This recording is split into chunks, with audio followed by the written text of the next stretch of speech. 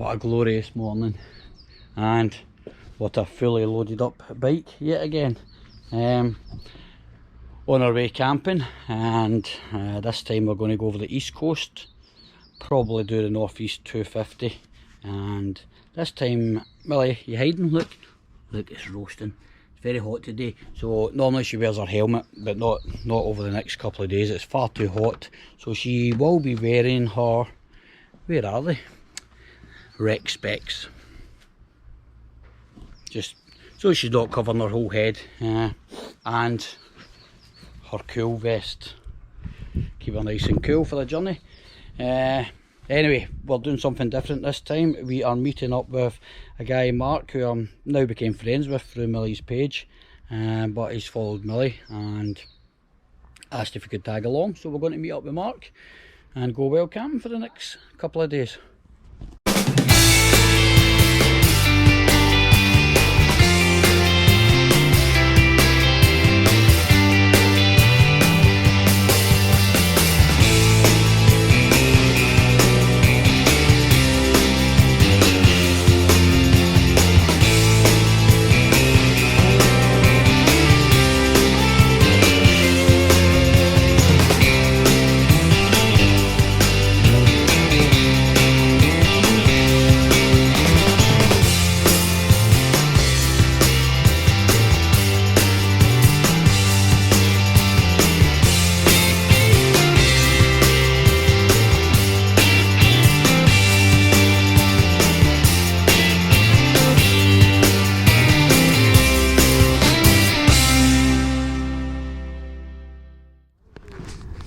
How you doing, buddy? Oh, how you doing? Hey, Milly. Sorry I'm late.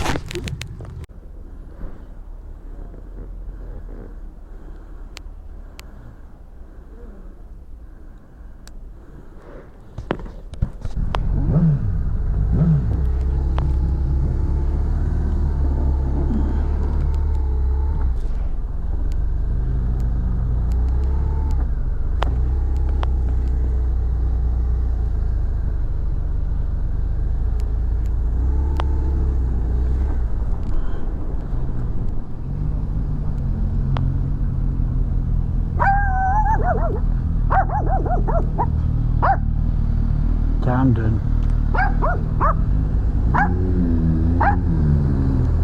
Okay, we've stopped before we go over the old military road to Glenshee. We've switched back to Milly's helmet just because it's not as warm as we first thought. So yeah, back at it. Well, in true Scotland form, it's not quite as warm and as sunny as the forecast led us to believe. So I have to say, I'm glad I brought my waterproofs with us, just in case. A wee stall that sells strawberries, and the stall is shaped as a strawberry. How cool. Well, thankfully I can see a wee bit of blue sky through the clouds, so hopefully that means it's opening up. This road takes us over Glenshee towards Braemar Castle. Is that right? Am I pronouncing that right? Who knows? But you'll see when we get there. I'm really enjoying this road, and the sun has popped back out. The last time I came over this road was about a year ago, and I had literally no fuel. I had a family emergency, and I was staying in Tomintail, and unfortunately I had to make a quick getaway and get home as soon as possible, and it was at night time, and I literally had no fuel. It's probably one of the only times I've ran this bike on fumes, and I genuinely thought I wasn't going to get to a petrol station in time. The one where it was directing me to was closed. You know that way you have that sinking feeling when you're like, oh no, it's night time, the ones you're passing are closed, you're not going to make it. And thankfully I literally just rolled into one. Cool, Milly, do you remember that time? You were with me. as per usual. But this really is a nice road. Obviously it is completely different in the winter. Another time when I came over this road was those in Scotland will remember the Beast from the East, the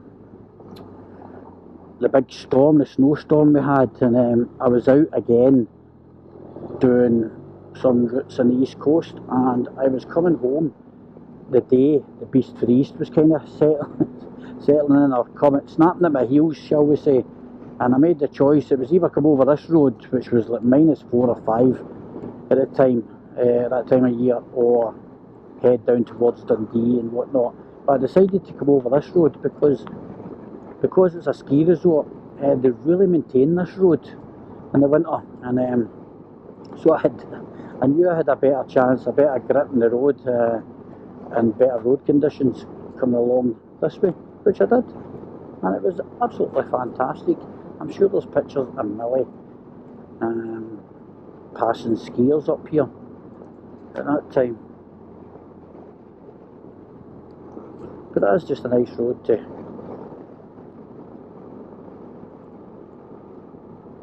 smoothly glide along. Glide. Why am I using that word? Is glide a word I normally use? Don't think so. Anyway, I am joined today with Mark. I became friends with. What's that? Baby seat on the road. Became friends with through Milly. He follows Milly's page and asked if he could come along a wild camping trip, so why not? And what a way to meet people. So yeah, so far so good. Although, do you know that way when you're riding, I'm not the fastest riders, and I just kind of used to riding myself with Milly, so you don't, I hate to think I'm holding them up in any way, so I've stopped a couple of times and said, look, if you want to belt ahead, on you go, especially on this road, because it goes on for the next 30 odd miles. By belt ahead, guys, I obviously mean keeping it within the speed limits, before I get any hate comments. But we ride our own ride. I'm not responsible for anyone else's ride, just like they're not responsible for mine. But no, he's quite happy just to stay behind us and churn away, which is good.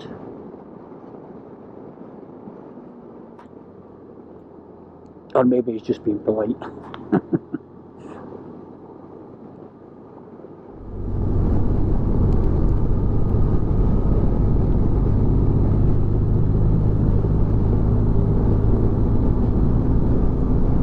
Stunning views.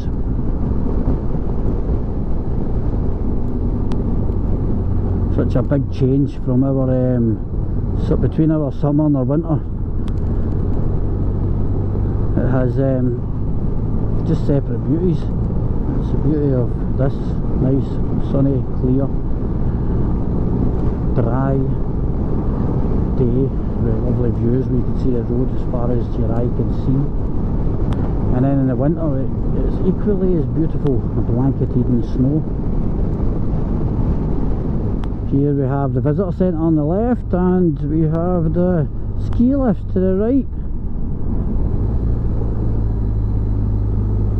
Obviously we are lacking some of the white stuff.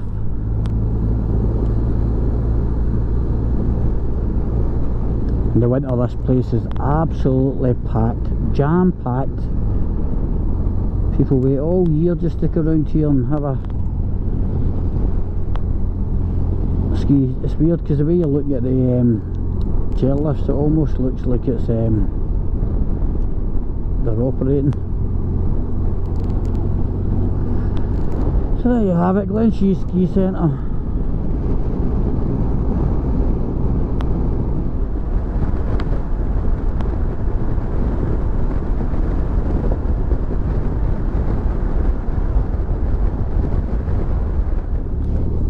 Now isn't that something else? How could you ever tire a ride in these type of roads and having views like this? You just can't.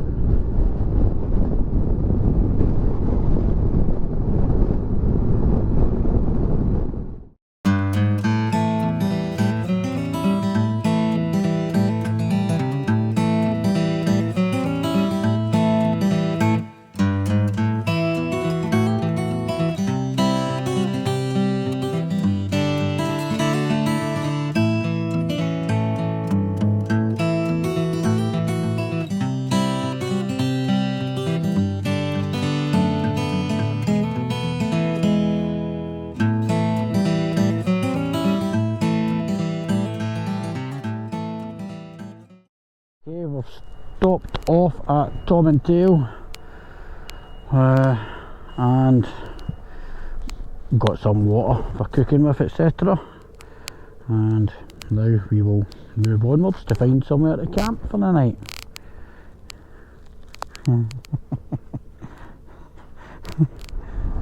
Now, to find somewhere to wild camp,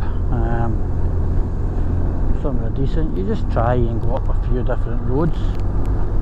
Just go up a few roads that look like they lead to nowhere, and eventually you'll find a nice wee spot.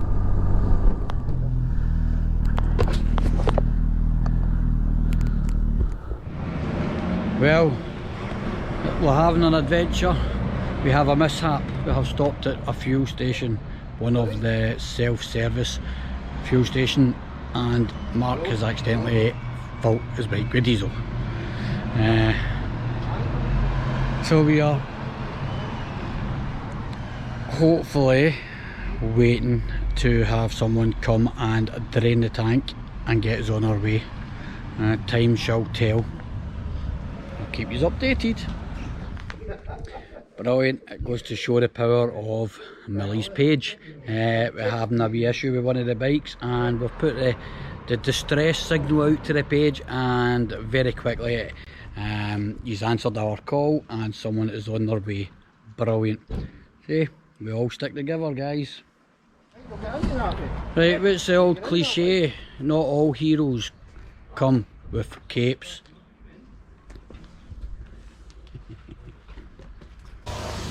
Milly chilling. Awesome moment of truth. Oh, so far so good. Just don't drop it. Don't drop it. Don't drop it. Don't drop it.